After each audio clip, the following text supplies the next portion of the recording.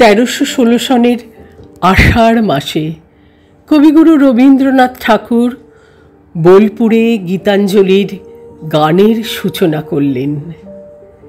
কবির রচনার প্রথম দিকের গীতিকবিতা মেঘের পরে মেঘ জমেছে। এই কবিতায় কবি মানবিক আবেগকে সঙ্গে নিয়ে অসীমের সাথে মিলনের তীব্র এবং গভীর আকুতি প্রকাশ করেছেন। মেঘের পরে মেঘ জমেছে, আধার করে আসে, আমায় কেন বসিয়ে রাখো একা দ্বারের পাশে। কাজের দিনে নানা কাজে থাকি নানা লোকের মাঝে, আজ আমি যে বসে আছি তোমারই আশ্বাসে। আমায় কেন বসিয়ে রাখো একা দ্বারের পাশে। তুমি যদি না দেখা দাও, করো আমায় হেলা, কেমন করে কাটে আমার এমনও বাদল বেলা।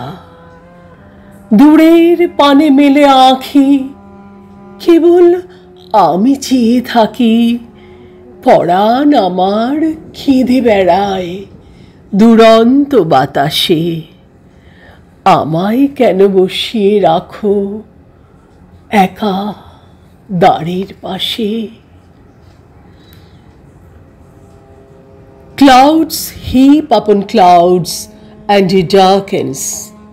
Ah, love, why dost thou let me wait outside at the door, all alone? In the busy moments of the noontide walk, I am with the crowd.